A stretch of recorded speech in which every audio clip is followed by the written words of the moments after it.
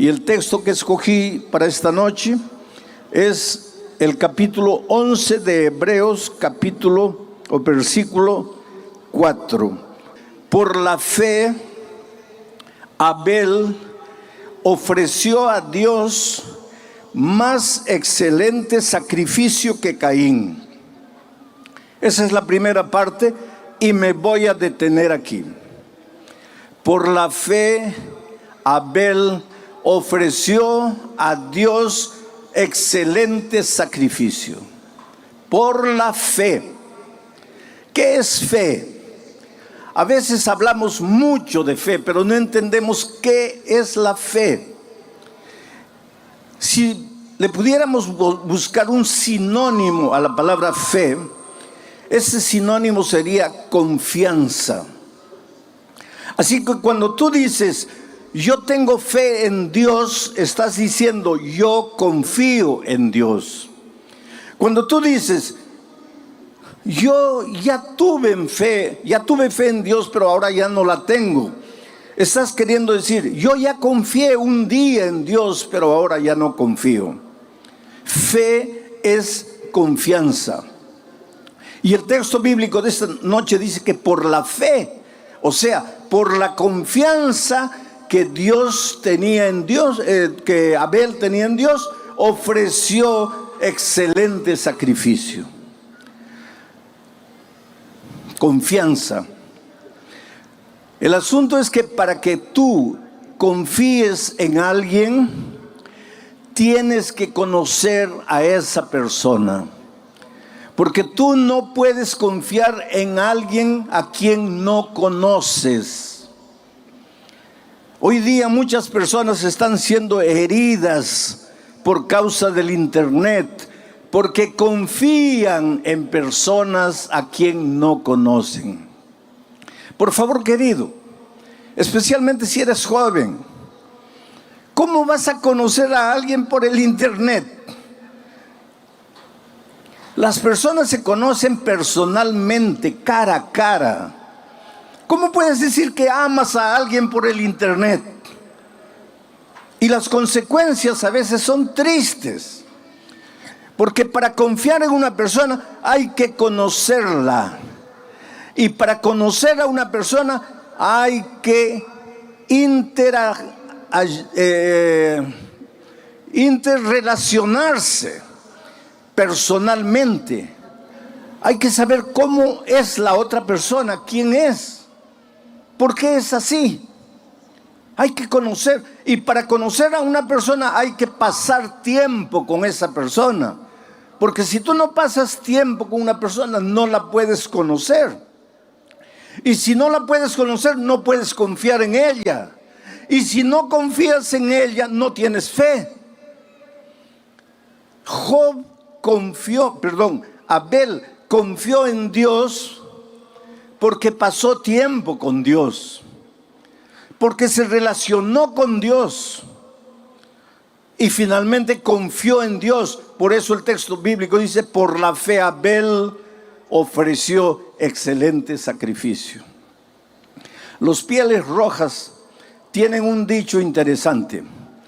Para que tú digas que conoces a una persona, tienes que comer junto con esa persona por lo menos un saco de sal. ¿Tú entiendes lo que ellos quieren decir? Tú sabes que la sal se come de a poquito, se le echa una pizca a la comida para darle sabor. Ahora imagínate tú con otra persona comer juntos un saco de sal. ¿Cuánto tiempo te va a llevar eso? Toda la vida. Lo que los Pieles Rojas querían decir es que no se puede conocer a una persona simplemente por haber hablado 2 o 3 veces. Abel era un muchacho que se relacionaba con Dios. Quiero llevar tu imaginación al jardín del Edén. Adán y Eva pecaron. Fueron confrontados con su pecado, fueron confrontados entre ellos y fueron confrontados con el tentador. Ellos ya no podían permanecer en el jardín del Edén, porque en el jardín del Edén estaba el árbol de la vida. Y si ellos siguiesen comiendo del árbol de la vida, vivirían eternamente, pero vivirían como pecadores. Tú ya te imaginaste, si el pecado se prolongase eternamente, sería una tragedia. Por lo tanto, ellos tenían que salir del jardín del Edén. Y salieron. Y el texto bíblico de Génesis dice que Dios colocó un querubín con una espada brillante en la puerta del jardín. ¿A dónde se fueron Adán y Eva? Salieron del jardín para vivir fuera del jardín. Se alejaron de Dios, pero podían ver el jardín y podían ver al ángel guardián del jardín. Y cuando Caín y Abel nacieron, Adán y Eva los llevaban de pequeñitos a la frontera del jardín y de lejos les mostraban a los hijos y les decían: nosotros vivíamos allí, éramos felices, éramos perfectos, no había dolor, no había calor, no había frío, no había necesidad, el trabajo no era pesado como ahora para nosotros, todo era paz, todo era armonía.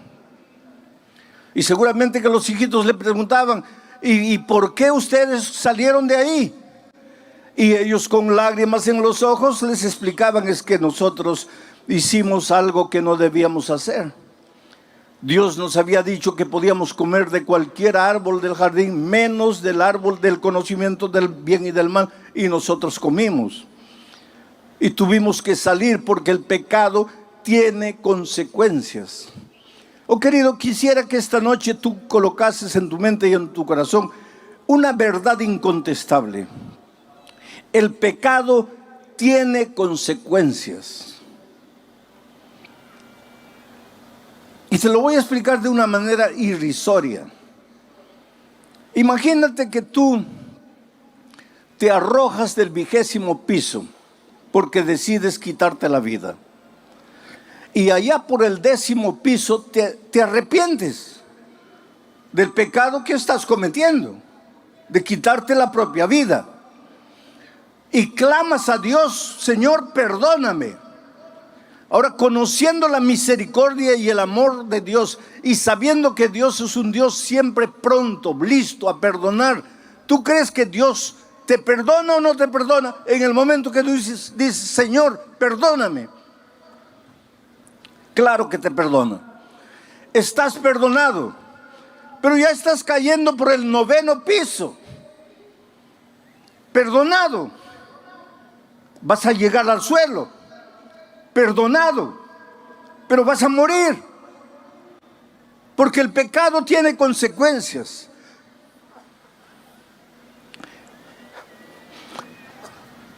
Yo siempre digo una cosa: Dios te perdona. Tú eres la cosa más linda que Jesús tiene en esta vida. Oh querido, no hay nada que hayas hecho en la vida que Dios no te perdone. Dios te perdona todo. Ah, pastor, usted dice eso porque no sabe lo que yo he hecho. No importa lo que hayas hecho. No importa si has caído en lo más profundo de la miseria, en lo más profundo del pecado.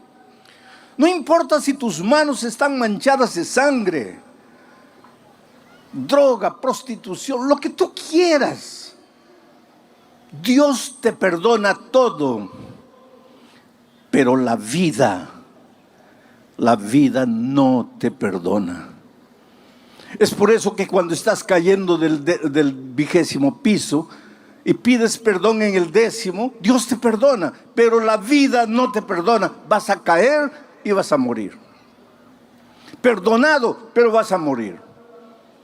Yo estaba saliendo de un estadio en San Pablo y un muchacho corrió y me abrazó llorando y me dice: pastor, usted dice que Dios perdona todo, pero a mí Dios no me ha perdonado. Y le pregunté por qué él decía eso. Este muchacho estaba con SIDA, estaba condenado a muerte. Estoy hablando de tiempos cuando el SIDA era mortal, no había remedio. Hoy día tampoco hay remedio, pero se puede prolongar la vida. En esos tiempos no. Ese muchacho estaba ya por morir. Y él decía, a mí Dios no me ha perdonado porque mi pecado fue horrible. Y yo le dije, hijo, Dios sí te perdonó. Y él me dice, pastor, pero si me perdonó, ¿por qué no me cura? Ah, pues ahí está la cosa, hijo. Dios te perdonó, pero la vida no te perdona. Adán y Eva pecaron. ¿Pidieron perdón a Dios? Sí, pero tuvieron que salir del jardín del Edén. Y ahora llevaban a sus pequeños hijos a la frontera y les mostraban, miren. Y seguramente, yo imagino que Adán y Eva lloraban. Y le decían, hijo, si pudiésemos volver atrás, jamás habríamos hecho la tontería que hicimos. Pero la hicimos y ahora estamos en esta tierra de dolor cuando podríamos estar en el jardín. A medida que Caín y Abel crecían, ambos iban a mirar la frontera del jardín. Ambos miraban de lejos al querubín con la espada en la mano. Y delante de ese cuadro, los dos reaccionaron de maneras diferentes. Porque Abel entendió la naturaleza del pecado y entendió la solución para el pecado.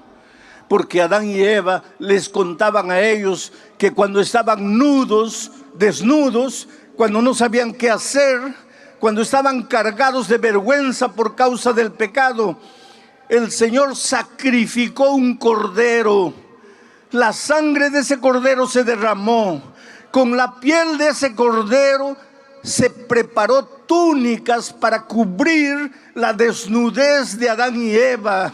Y en ese acto de sacrificio, el primero de la Biblia, Dios estaba diciendo, hijo, que no importa en el problema a donde caíste por causa de tus decisiones torpes, no importa si te sientes embarrado en el fondo del pozo, hay solución para ti. Pero la solución involucra sangre, derramamiento de sangre. En el jardín del Edén, la sangre del Cordero. Pero en nuestro caso, la sangre del Cordero de Dios que quita el pecado del mundo, el Señor Jesucristo en la cruz del Calvario. Pero hay solución para ti esta noche. Puedes venir a Jesús trayéndole tu vida, tu pasado. Pastor, tengo vergüenza de mi pasado, tengo asco de mi pasado. Pues tráele tu vergüenza, tráele tu asco. Antes que tú llegues, el Señor Jesús, como el Padre al Hijo pródigo, correrá y te abrazará y te besará. Y en su amor te limpiará y te transformará y te hará un nuevo ser humano. Porque esa es la promesa divina. Delante de aquel cuadro, Abel entendió que él, si se relacionaba con Dios, si ejercía la fe en Dios, si confiaba en Dios, debería ofrecer un sacrificio excelente. Solo, querido, que tú no le puedes ofrecer a Dios nada, porque nada bueno tienes.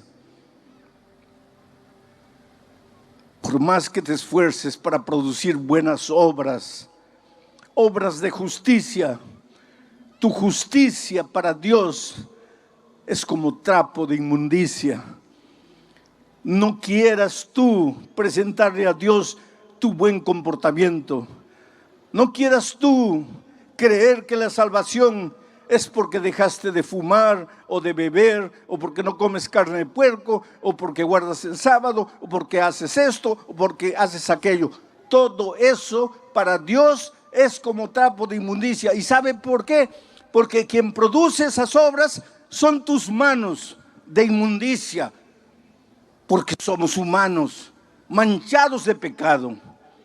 Por lo tanto, el único sacrificio aceptable para Dios no es nuestro sacrificio humano, es la sangre maravillosa del Cordero. Necesitas creer en Jesús. Necesitas creer que si vas a Él arrepentido y le confiesas tu vida, Él te va a cubrir tu multitud de pecados. Él te va a lavar en su sangre, Él te va a limpiar en su gracia. Necesitas creer. ¿Sabes por qué no has vencido hasta hoy? Porque luchas por tus propias fuerzas, porque crees que tu dominio propio te va a dar la victoria. No, querido. El único que te garantiza la victoria es el Señor Jesucristo. Por eso Abel ofreció un cordero y Dios aceptó la ofrenda de Caín, de Abel. Mientras que Caín ofreció el fruto de sus manos, el fruto de la tierra, y Dios no aprobó el esfuerzo humano. Dios aprobó la gracia de Cristo, y por eso el fuego vino y consumió la ofrenda de Abel. Pero el texto sigue diciendo, vamos a volver al texto, por favor coloquen en la pantalla. Por la fe Abel ofreció a Dios más excelente sacrificio que Caín, por lo cual alcanzó testimonio de que era justo. Esa es la parte que voy a desarrollar ahora. Por lo cual alcanzó testimonio de que era justo. ¿Quién alcanzó el testimonio de que era justo? Abel. ¿Y quién dio el testimonio de que era justo? Dios. ¿Y por qué Dios dio en favor de Abel el testimonio de que era justo? Porque él ofreció un cordero, la gracia maravillosa de Jesucristo. Nota que el texto, pueden sacar el texto, no dice que Abel se declaró justo, porque el justo nunca cree que es justo. El verdadero justo siempre se siente pecador. Yo me preocupo cuando veo a algún cristiano que se siente justo, o por lo menos se siente con el derecho de acusar al pecador, de mirar al pecador, de juzgar al pecador. ¿Qué derecho tienes tú de apuntar el pecado de tu hermano? Mira la viga de tus ojos, no mires la paja del ojo de tu hermano. Tú no eres justo. Abel no dijo, yo soy justo porque Dios aprobó mi sacrificio, sino que Dios dio testimonio de que era justo. Dios el justo.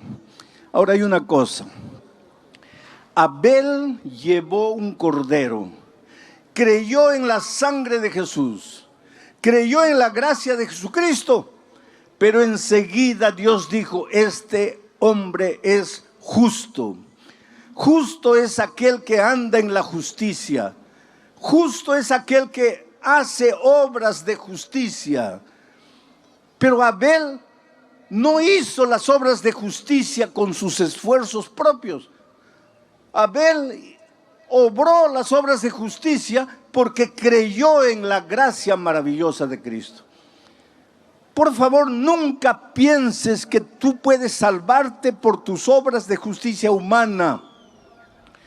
Pero tampoco pienses que porque eres salvo por la gracia de Cristo, puedes vivir como tú quieres. No.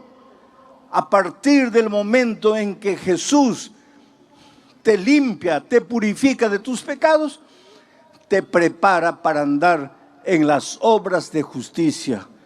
Porque Dios es un Dios justo y quiere que sus hijos caminen por los caminos de justicia. Por eso en el Salmo 23, David dice que el buen pastor conduce a su rebaño por las veredas de justicia. ¿Y dónde encuentras tú el concepto de la justicia desarrollado? En la palabra de Dios. ¿Quieres saber en qué consiste la justicia? Ve a la Biblia, estudia la Biblia.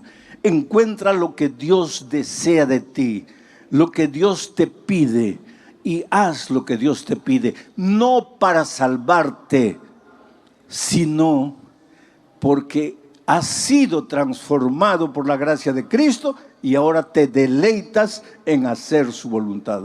Es por eso que cuando Jesús estuvo en esta tierra, miró y dijo: si me amáis, si ustedes dicen que me aman, si ustedes dicen que yo soy la cosa más linda que ustedes tienen, entonces guarden mis mandamientos, hagan mis obras de justicia, anden en mis caminos.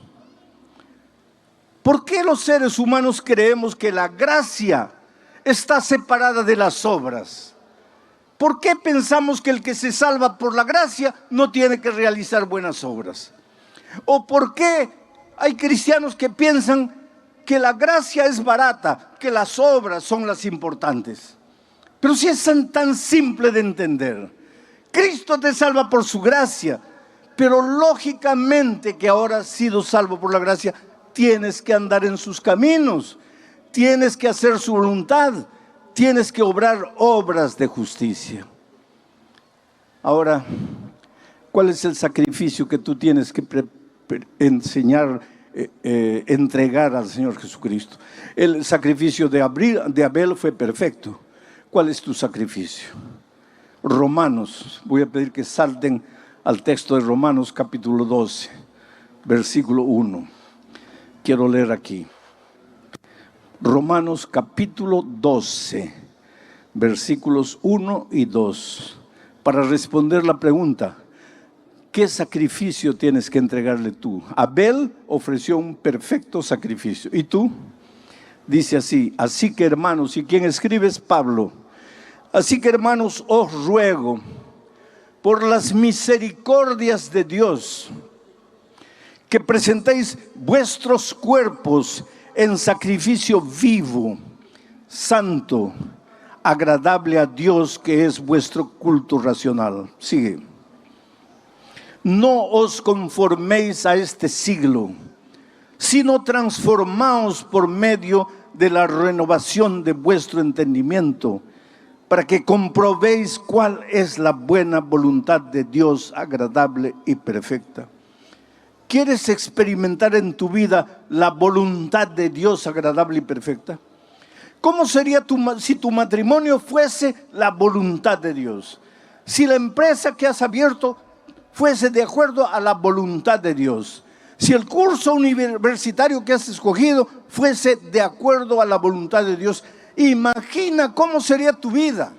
Sería una vida plena, una vida realizada, una vida feliz, porque es el desarrollo de la buena voluntad de Dios.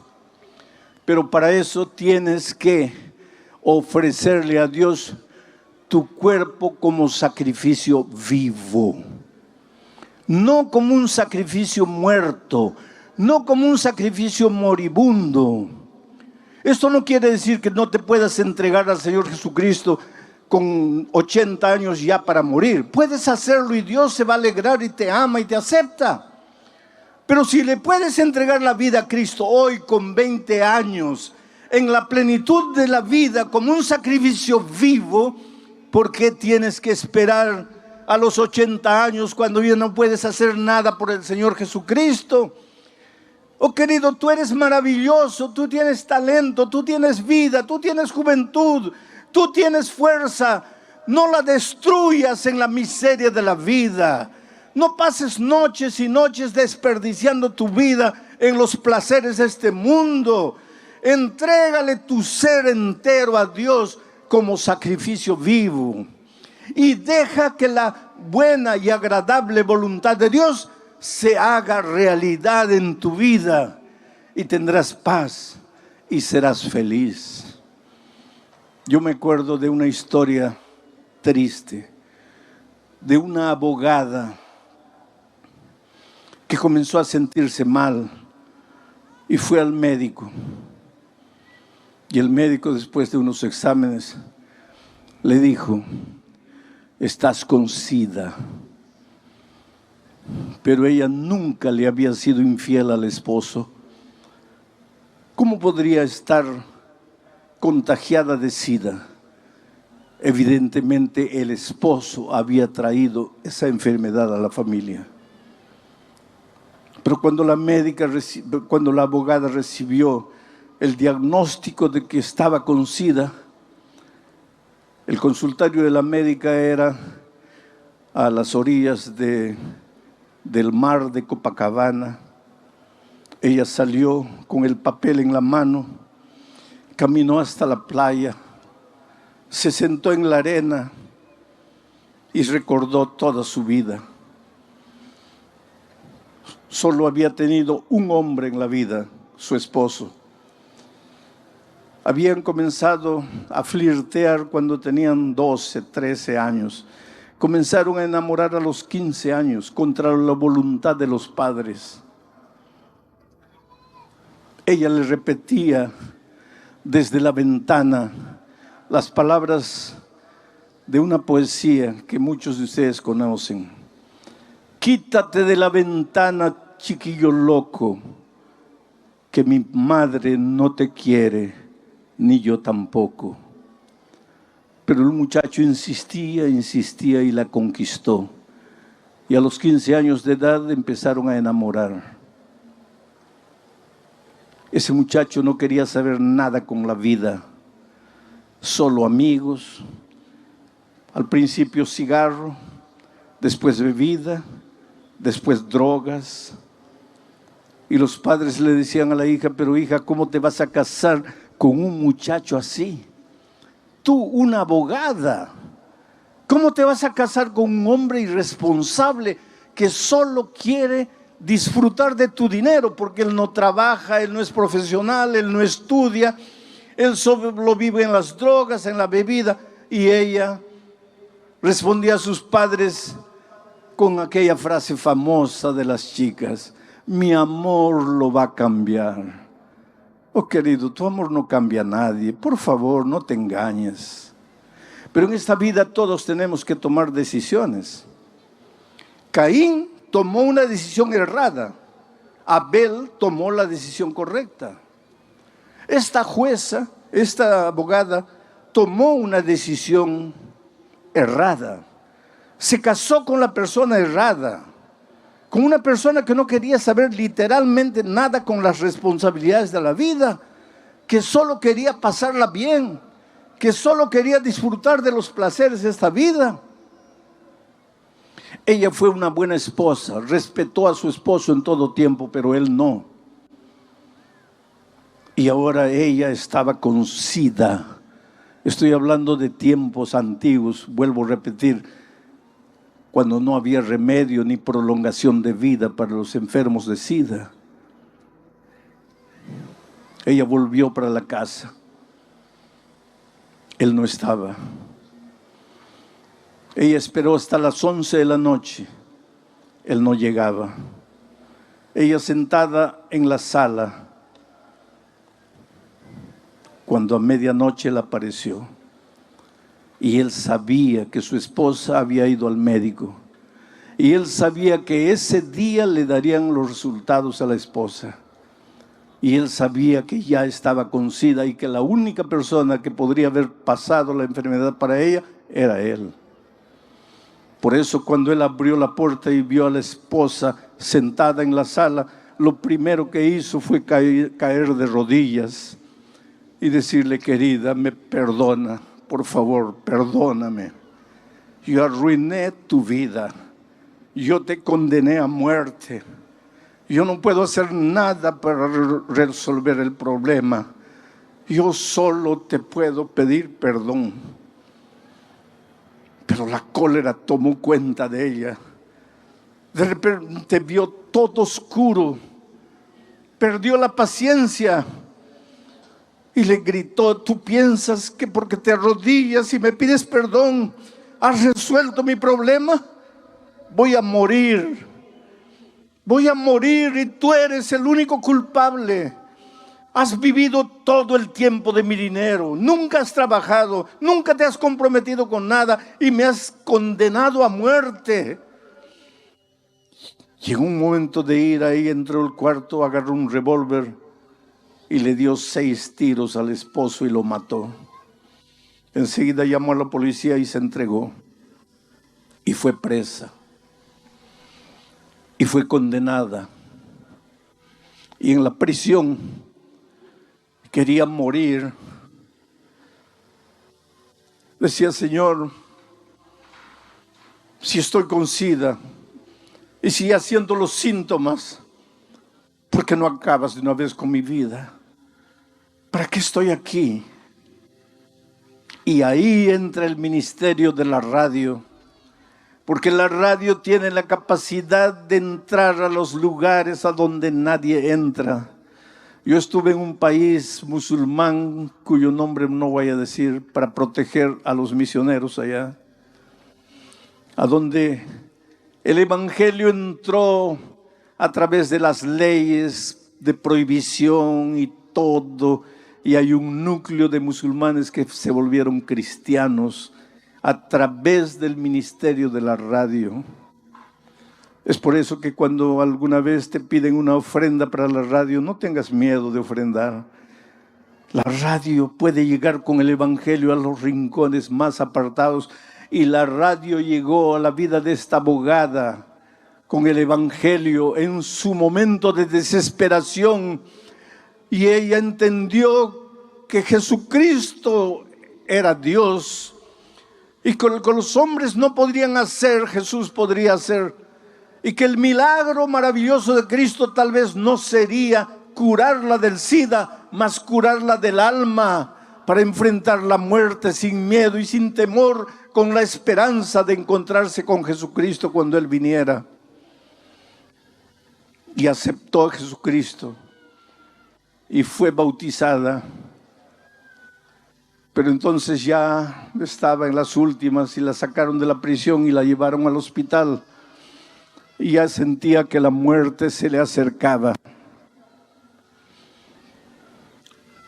Y entonces cuando el pastor la visitó, ella le dijo: pastor, yo no tengo miedo de morir, porque en la Biblia aprendí que los cristianos no morimos, solamente dormimos hasta la segunda venida de Cristo, y que cuando Cristo venga, yo resucitaré para encontrarme con el Señor Jesús. La más grande decisión que he tomado de mi vida fue aceptar al Señor Jesús y bautizarme. Y le dijo: anoche tuve un sueño. Soñé que estaba siendo juzgada y que el diablo vino y le presentó todas las acusaciones contra mí. Muchacha torpe, no le hizo caso a sus padres cuando era joven, mientras se enamoraba con un don nadie. Muchacha torpe porque cuando vio la vida promiscua que el marido vivía, no se separó. Y finalmente muchacha torpe porque agarró un revólver y le quitó la vida al esposo. Y entonces en su sueño ella vio al Señor Jesucristo acercarse al Padre y decirle: todo esto es verdad, pero lo que el diablo no dice es que ella aceptó mi gracia, aceptó mi sangre, aceptó mi sacrificio y fue bautizada. Por lo tanto yo escribo: perdonada y salvada. Esa es la maravilla de Jesús. No importa quién eres, dónde vives, qué haces, cómo vives. No importa tu pasado escrito lleno de garabatos. Dios te ama. Dios te ofrece la oportunidad de reconstruirte por dentro, de arrancar de tu corazón el odio, el rencor, el resentimiento que te está matando a ti. Por eso esta noche te voy a hacer una invitación. Esta invitación es para aquellos que ya se han preparado, han estudiado la Biblia y tal vez están listos para ser inclusive bautizados hoy. Pero esta invitación también es para aquellos amigos que han venido tal vez por primera vez para escuchar la palabra de Dios y quieren aceptar el sacrificio de Cristo, y como Abel quieren hacer la más grande decisión de la vida, ofrecer su ser entero en sacrificio en los brazos del Señor. Si tú quieres ser bañado por la gracia maravillosa de Cristo, te voy a pedir que te levantes, salgas de las tribunas, de las sillas que están abajo y vengas aquí adelante. Isaías capítulo 53. Vamos a leer a partir del versículo 4. ¿Quién ha creído a nuestro anuncio? ¿Y sobre quién se ha manifestado el brazo de Jehová? Quiere decir, Isaías, en estos versículos que vamos a leer ahora, Isaías va a hablar del amor de Cristo. Pero antes de hablar ya empieza creando una interrogación.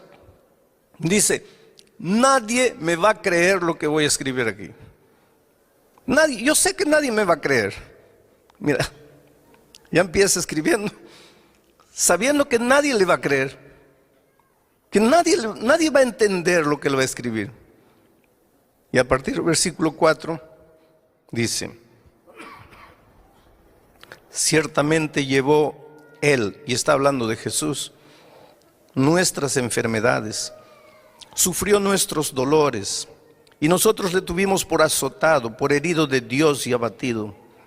Pero Él, herido fue por nuestras rebeliones, molido por nuestros pecados. El castigo de nuestra paz fue sobre Él, y por su llaga fuimos nosotros curados. Todos nosotros nos descarriamos como ovejas, cada cual se apartó por su camino, pero Jehová cargó en Él, en Jesús, el pecado de todos nosotros. Angustiado Él y afligido, no abrió su boca. Como cordero fue llevado al matadero, y como oveja delante de sus trasquiladores enmudeció y no abrió su boca.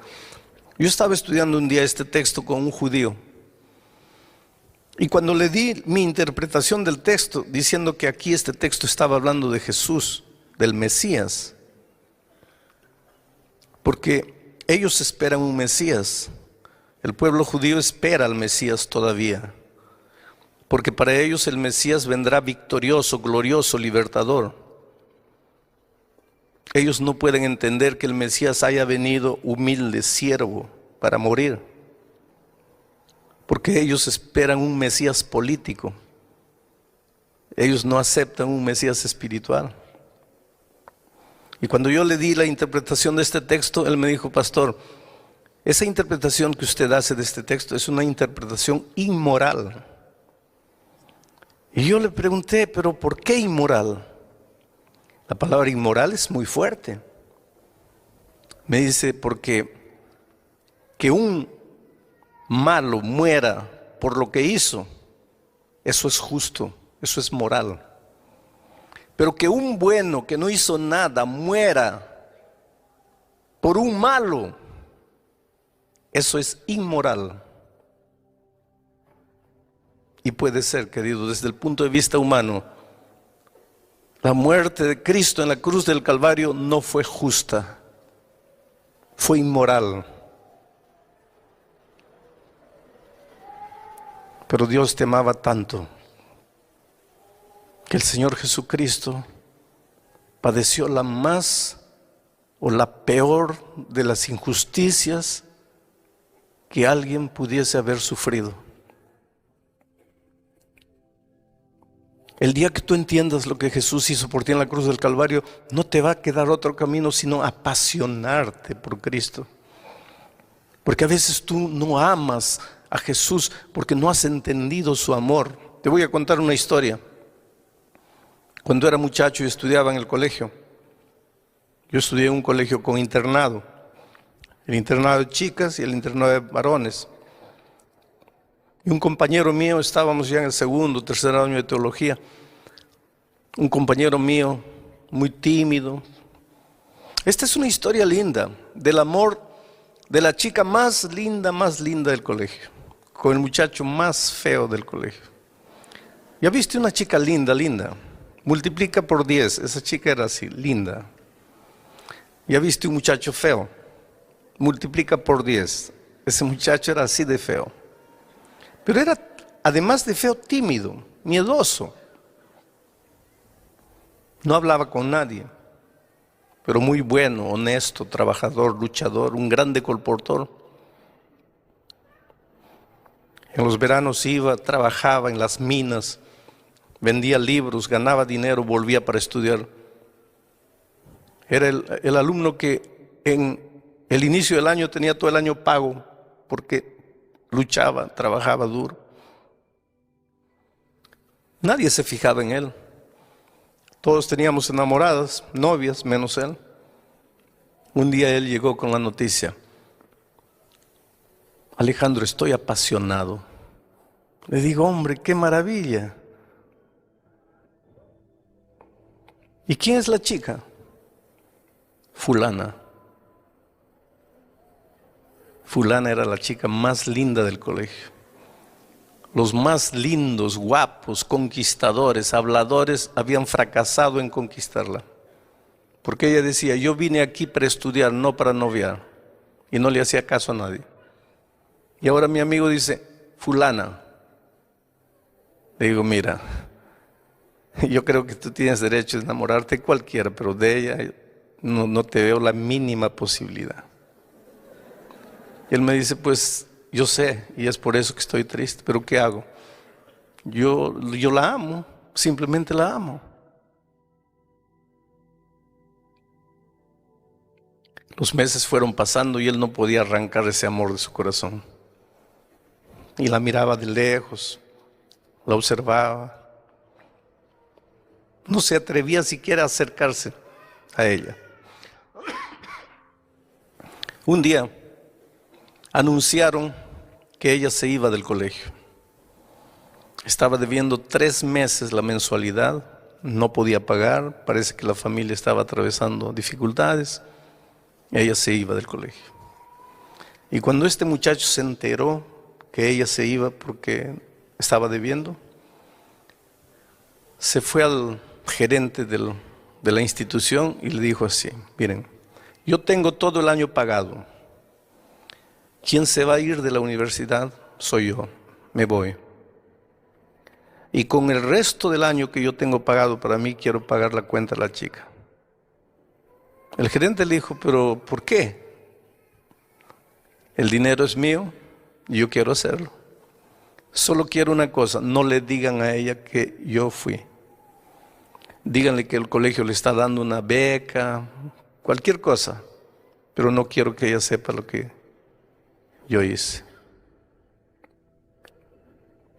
El muchacho se quedó un tiempo más sufriendo.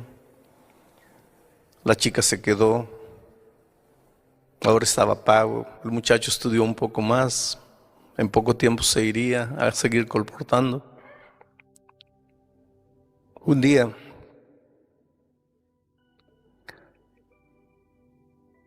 yo lo vi tan deprimido y le dije, mira, ¿por qué no vas y te declaras?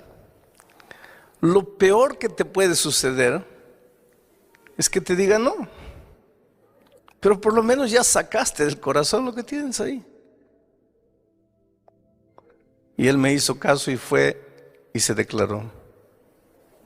Y ella lo trató tan mal, tan mal. Le dijo algo así como, tú no tienes ojos, tú no te miras a ti mismo, tú no sabes quién eres. Dice, ¿cómo te atreves? Y lo encontré a este muchacho derrotado, arreglando sus cosas para irse. Me voy, no aguanto, no puedo quedarme aquí.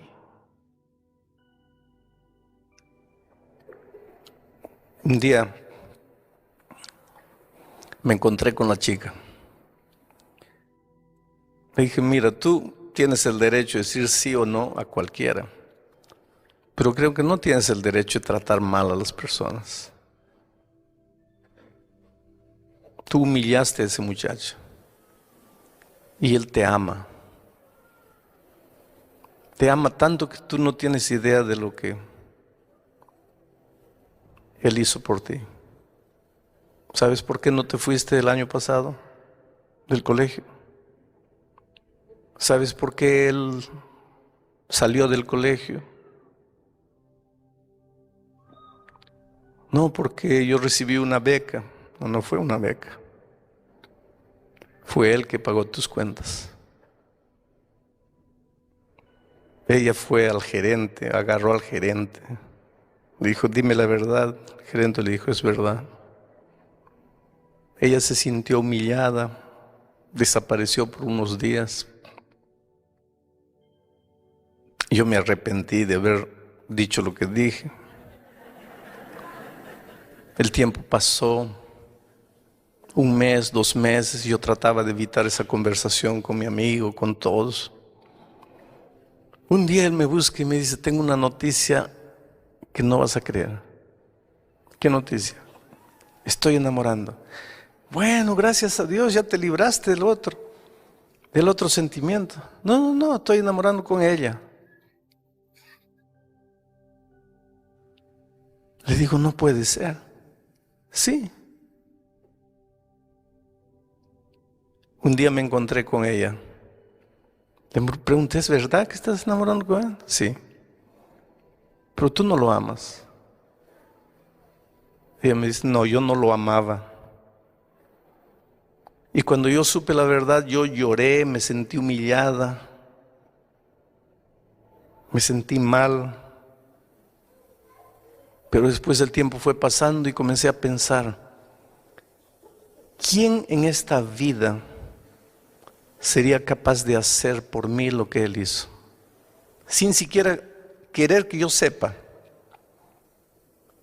¿Quién podrá amarme en este mundo más que ese muchacho? Y un día pensé para mí misma, ¿cómo tendría el valor de no amar a alguien que me ama tanto?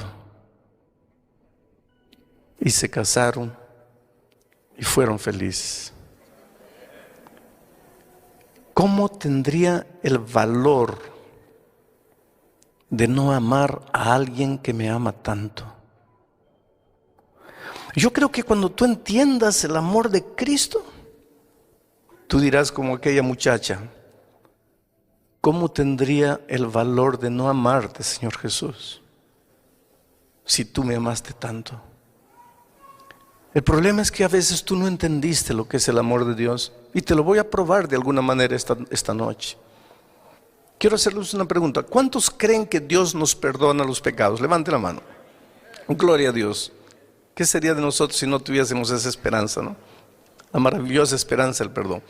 Solo que cuando ustedes levantaron la mano, ustedes estaban pensando en un tipo de perdón que para Dios no existe. Ustedes estaban pensando en el tipo del perdón humano. Y tú vas a preguntar, pero pastor, ¿cuál es la diferencia?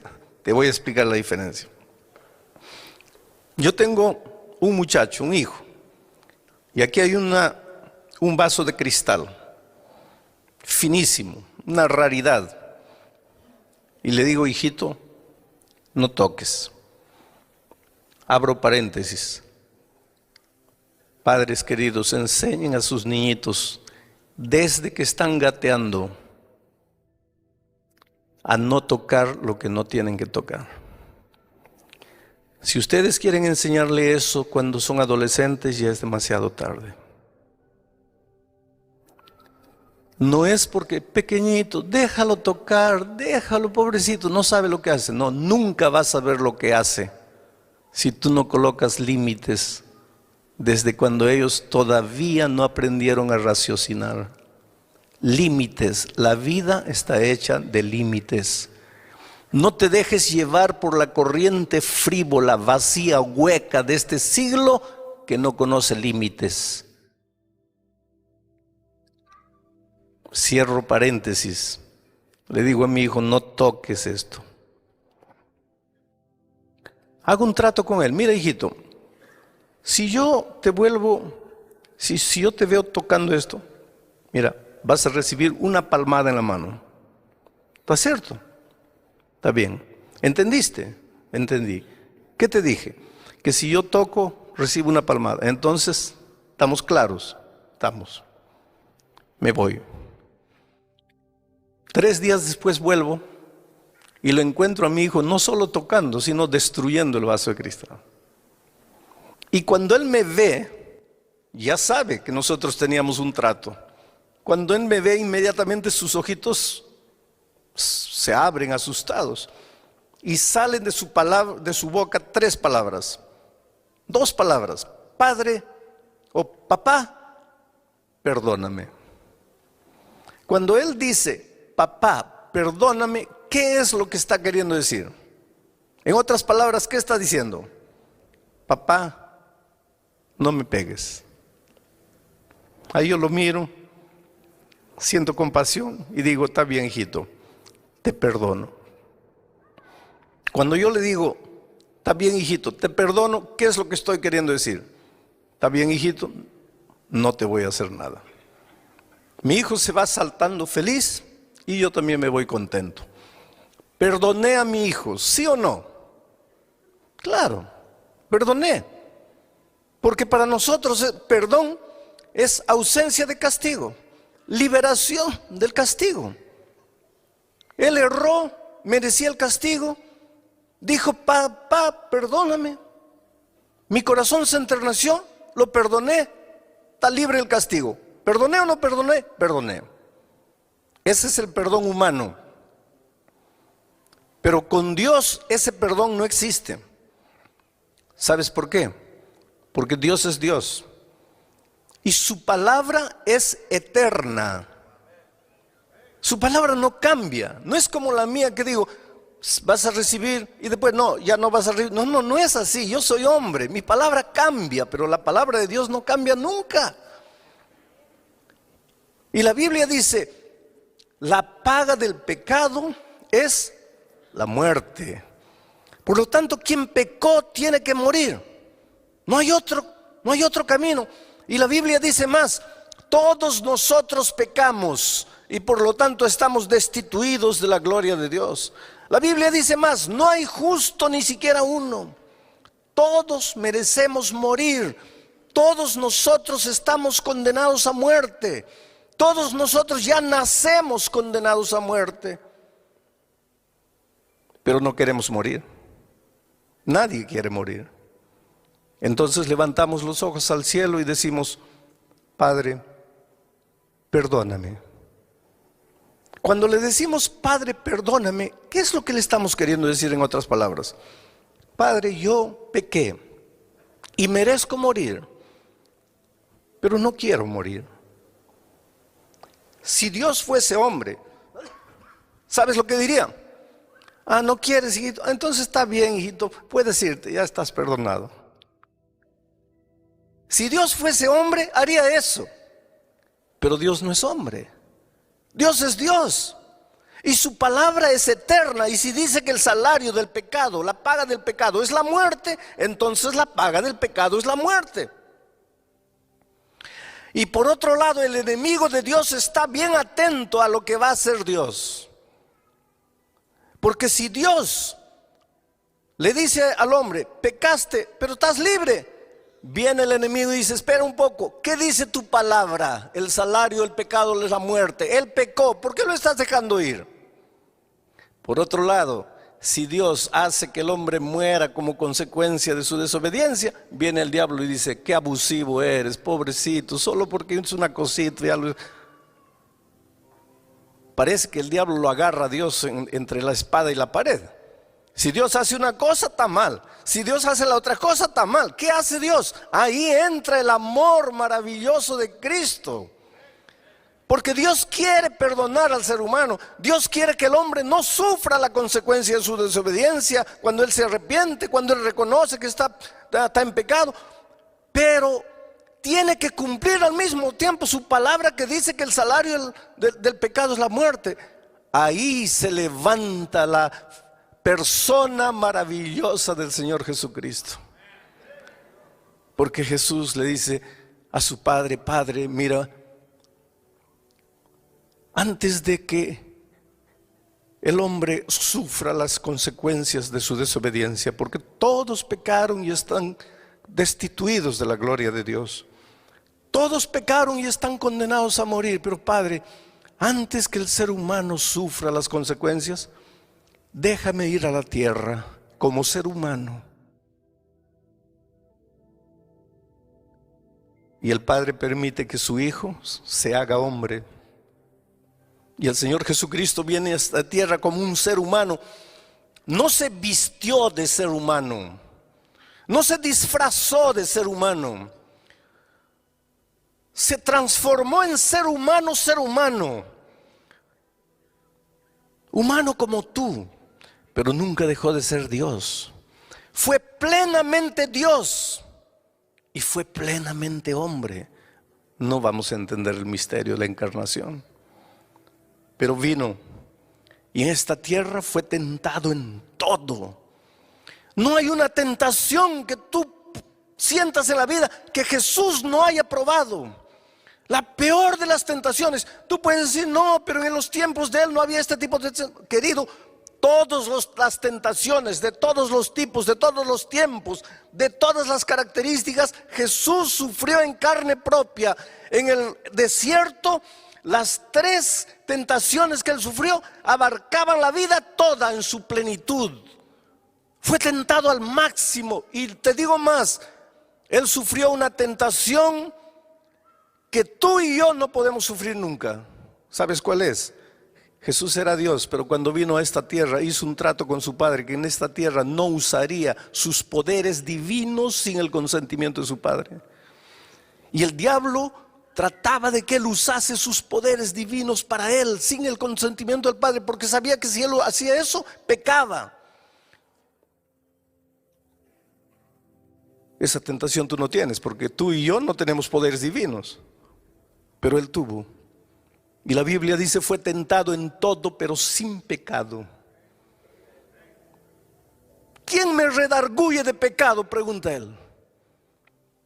El enemigo, que es especialista en hacer pecar y después echarte los pecados en la cara. Yo lo desafío, que apunte un mínimo, una partícula de pecado en la vida de Cristo. No hay.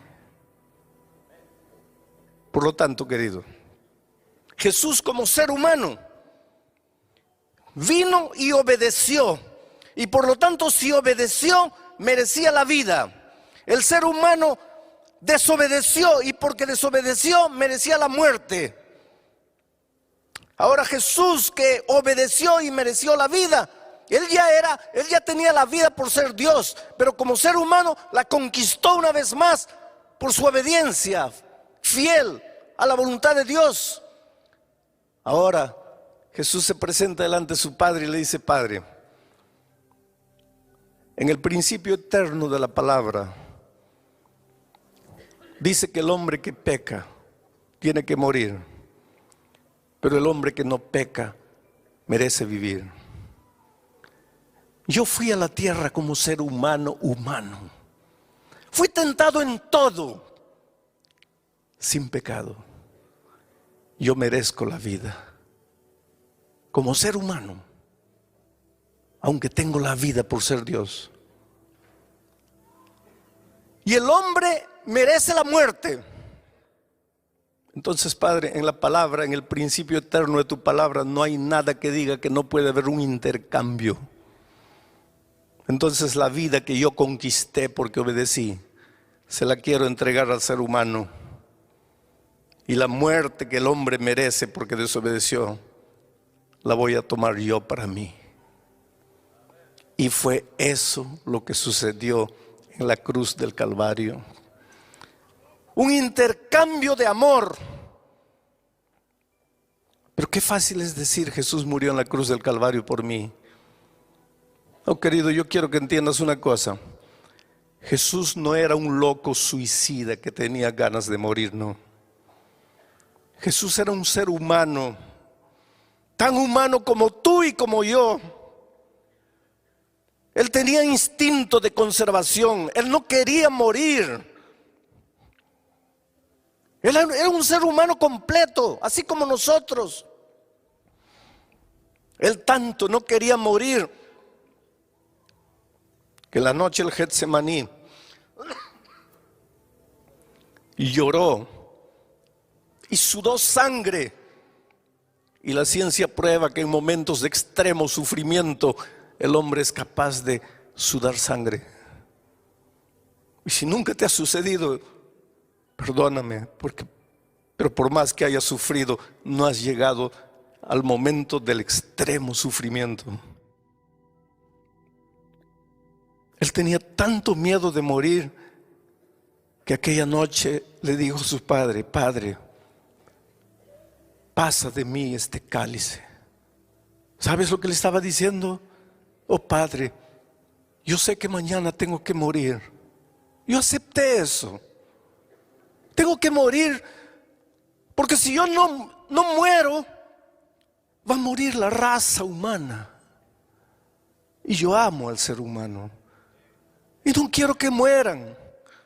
Y aunque yo tengo miedo de morir, yo acepto la muerte. Pero si tú pudieses hacer otra cosa para salvar al hombre sin que yo muera, oh Padre, yo me sentiría feliz, pero que sea hecha tu voluntad y no la mía. Y yo imagino que ángeles vinieron del cielo y le dijeron: Señor, si quieres, el Padre nos mandó, vamos de vuelta. Y yo te digo una cosa: hubo un momento, y tal vez tú nunca pensaste en eso, hubo un momento en que en las manos de Jesús estaba tu vida o tu muerte. Mi vida o mi muerte eterna en un momento estaba en las manos de Jesús aquella noche. Y yo no sé por qué me amó tanto, pero me amó y me ama. Y aunque tenía miedo de morir, aceptó morir. Para que entiendas mejor este asunto del intercambio, quiero que pienses en lo que pasó con la muerte de Cristo.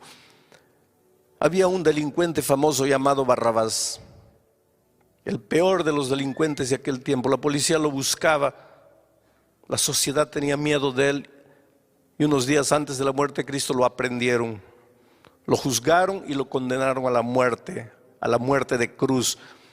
La muerte de cruz era la peor de las muertes. ¿Saben por qué? Porque era una muerte sanguinaria, era una muerte fría, calculada, premeditada. La muerte de cruz era preparada para hacer sufrir, porque clavaban al hombre en una cruz, lo clavaban en las manos y en los pies. Eso no era una muerte para matar instantáneamente, porque si le clavasen en el corazón o en la mente, todavía. Pero no, lo clavaban en las manos y en los pies. ¿Quién muere porque le clavan las manos y los pies? Nadie. Y después levantaban la cruz y el hombre se quedaba colgado ahí, sangrando. La ley decía que nada podía dársele de comer, nada podía alcanzársele a no ser un poco de vinagre en una estopa y pasarle por los labios. Ahí estaba el hombre, colgado en la cruz. De día el sol caliente de aquellas tierras lo quemaba. La sangre chorreaba, se secaba en sus brazos. Las moscas venían, él clavado, no podía moverse. En la noche, el viento helado de la montaña lo castigaba como un latigazo. Al día siguiente, el sol de nuevo lo quemaba. A la noche siguiente, el látigo del frío de nuevo lo castigaba. Dependiendo de la resistencia física del delincuente, podía quedar un día, 2 días, 3 días, 4 días, 5 días. Llegaba un momento, porque la ley decía que solo podía ser sacado de la cruz cuando hubiese muerto, pero llegaba un momento en que el delincuente miraba y decía: por favor, mátenme, acaben con mi sufrimiento, no aguanto más. Y ese era el momento de la venganza de la sociedad. Nos hiciste tanto mal, nos hiciste sufrir, ahora muere. Siente el gusto de lo que hiciste con tanta gente inocente. los peores asesinos, los peores delincuentes merecían eso. Y Barrabás fue condenado a ese tipo de muerte. Mandaron llamar al carpintero porque había que preparar una cruz con las medidas del delincuente. Porque si el delincuente midiese 2 metros, ¿cómo lo iban a clavar en una cruz de 1,50? Entonces llamaron al carpintero y el carpintero tomó las medidas de Barrabás, tanto de largura, tanto de altura, etc. Fue, trabajó con la madera, seguramente colocó el nombre abajo, Barrabás, cruz de Barrabás. Llevó, recogió su dinero y se fue. Perdonen.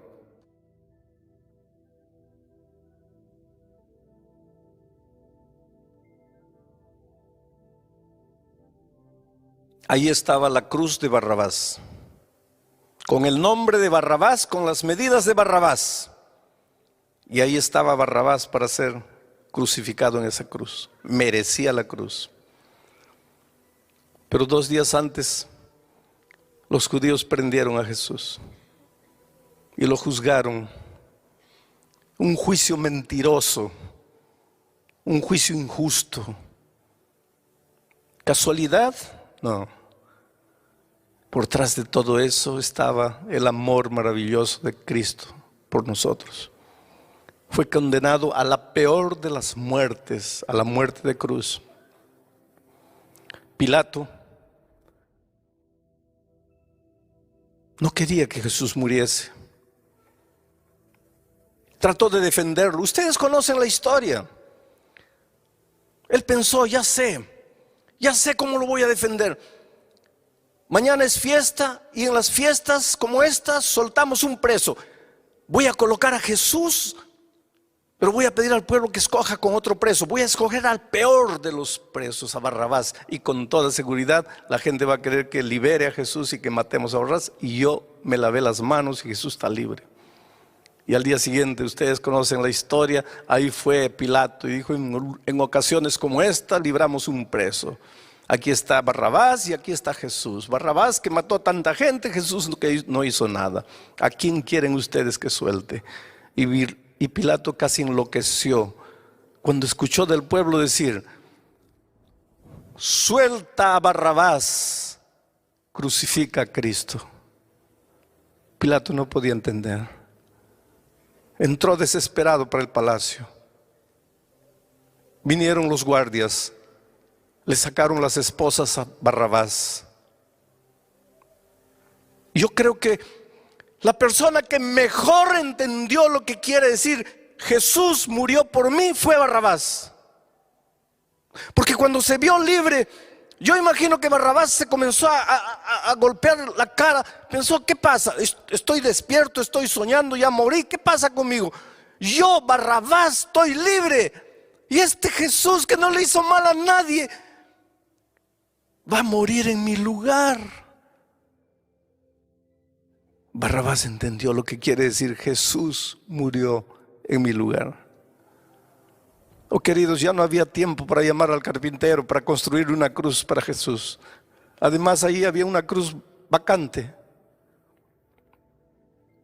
Aquel viernes, cuando Jesús fue subiendo la cruz del Calvario, la montaña del Calvario, y cayó una vez y otra vez y otra vez y otra vez. ¿Sabe por qué cayó? Porque él no estaba cargando su cruz. ¿Y sabe por qué? Porque a Jesús nadie nunca le preparó una cruz. ¿Y sabe por qué? Porque Jesús jamás mereció una cruz. Aquella tarde Jesús estaba cargando la cruz de otro. La cruz de otro, con el nombre de otro, con las medidas de otro. Era otro el que tenía que morir ahí, no era él.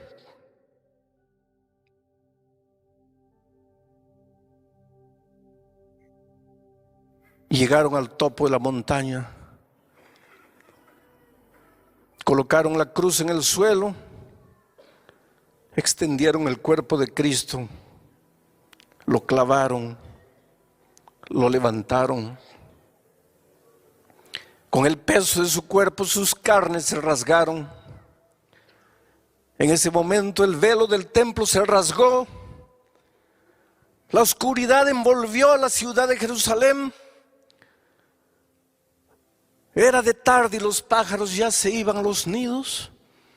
Las bestias corrían en los campos desesperadas de un lado para otro, presintiendo en su irracionalidad que algo extraordinario estaba sucediendo. Solo el ser humano, la más inteligente de las criaturas, no se daba cuenta de lo que estaba haciendo. Jesús murió. ¿Quiénes lo mataron? Los judíos. Así pensamos, ¿no es cierto? Cuando yo era chico, mi madre tenía un libro llamado Primeros Pasos. Ya no existe ese libro. Había ahí el cuadro de la crucifixión de Cristo. Y yo le preguntaba a mi mamá, ¿quién es este que está en esta cruz aquí? Ella me decía, ese es el buen ladrón. ¿Y este otro? Ese es el mal ladrón, hijo. ¿Y quién es este que está en el centro? Es el Señor Jesucristo, que murió por nuestros pecados. ¿Y estos que están abajo, quiénes son? Y mi madre se llenaba de ira y me decía, hijo, esos son los perros soldados que mataron a Cristo. Y toda mi vida crecí pensando que fueron los soldados que mataron a Cristo. Hasta que un día, echado en mi cama, mirando al techo, pensando en mis errores, en mis faltas, en mis desatinos, pidiendo perdón a Dios, me di cuenta que no fueron los soldados que mataron a Cristo. Fui yo. Era la única manera de salvarme. No había otra. Porque cada vez que me arrodillo para decirle, Dios mío, perdóname, ¿sabes lo que le estoy diciendo? Dios mío, no quiero morir. Y si Dios fuese hombre, me diría, está bien, estás libre. Pero Dios no es hombre, es Dios, su palabra es eterna. Y me dice, hijo, pero está escrito, la paga del pecado es la muerte y tú pecaste. Señor, pero no quiero morir. Entonces solo hay un camino. ¿Cuántas veces conté la historia del pastor H.M.S. Richard, que fue el fundador del programa de La Voz de Profecía aquí en los Estados Unidos? Él cuenta que cuando era joven, cuando él era adolescente, le gustaba robar las manzanas del vecino, la chacra. Y un día la vecina se quejó y la mamá tomó una vara verde y le mostró la vara al hijo y le dijo, mira hijo, ¿estás viendo esta vara? Si la vecina vuelve a quejarse, ¿estás viendo la vara? Te voy a dar 5 veces con esta vara en las espaldas. ¿Me estás escuchando? Sí, mamita. ¿Qué te dije? Que si vuelvo a robar las manzanas me das 5 veces. Entonces está claro, está claro. Pasó un día, 2 días, una semana, 2 semanas. Las manzanas estaban más lindas que nunca, más rojas, bonitas. La tentación es así.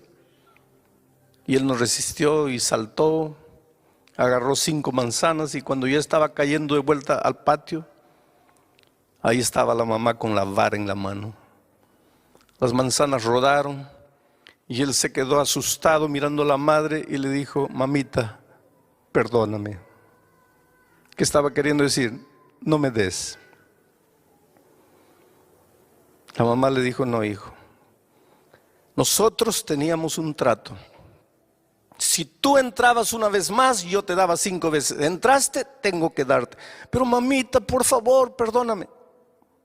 No hay perdón. Mamita, yo soy tu hijo, tú no me amas. Se arrodilló pidiendo perdón a la mamá. ¿Y qué madre puede quedarse insensible cuando ve a su hijo arrodillado, llorando, pidiendo perdón? Y la madre le preguntó, hijo, ¿no quieres recibir los 5 varazos en las espaldas? No, mamita. Entonces levántate. Y él se levantó. Y la mamá le extendió la vara y le dijo, hijo, toma la vara. Y él agarró la vara. Y le dijo, mira, teníamos un trato. Si tú infringías más, yo te daría 5 veces con esa vara. Y tú infringiste. Mereces el castigo. Pero no quieres recibir el castigo. Y yo te amo tanto que vamos a hacer una cosa. En lugar de que yo te castigue a ti porque infringiste, tú me vas a dar 5 veces con esa vara en mis espaldas. El castigo se va a cumplir porque hubo infracción. Pero yo te amo tanto que yo voy a pagar el castigo en tu lugar. Y el pastor Richard cuenta la historia y dice, yo no tuve el valor de castigar a mi madre por mi pecado. Pero nosotros, querido, sí tuvimos el valor de crucificar a Jesús en la cruz por nuestro pecado. Porque cada vez que tú te arrodillas para decirle, Dios mío, perdóname, ¿sabes lo que le estás diciendo? Yo pequé, Señor, y merezco morir, pero no quiero morir. Yo sé que merezco la muerte, pero no quiero. Y entonces Jesús te dice, hijo, solo hay una manera de que no mueras. ¿Cuál es, Señor? En lugar de que tú mueras, yo voy a morir. Tú me vas a quitar la vida. Y lo hicimos. Por eso, queridos, cuando yo miro a la cruz del Calvario, me pregunto como aquella muchacha del colegio, ¿cómo tendría el valor de no amar a alguien que me ama tanto? Pocas veces me emociono cuando predico, o quiero decir, pocas veces me descontrolo en mis emociones cuando predico. Pero nunca conseguí predicar el tema de lo que sucedió en la cruz del Calvario sin que mis emociones escapasen a mi control. Porque nunca tendré palabras para agradecer a Dios por lo que hizo por mí. ¿Qué hubiera sido de nosotros si el Señor Jesús no hubiese estado dispuesto a morir en la cruz? Por eso esta noche te voy a hacer una invitación. Esta invitación no es para los miembros bautizados de la iglesia. Las personas que se han levantado anoche y han venido aquí tampoco necesitan levantarse esta noche porque anoche ya tomaron su decisión. Esta invitación es para ti, querido, que estás empezando a estudiar la Biblia, estás empezando a conocer a Jesús, que tal vez esta noche entendiste el amor maravilloso de Jesús por ti y quieres decirle, Señor, yo no sabía que tú me amabas tanto. Yo no sabía lo que significaba Jesús murió por mí, pero yo te entrego mi corazón.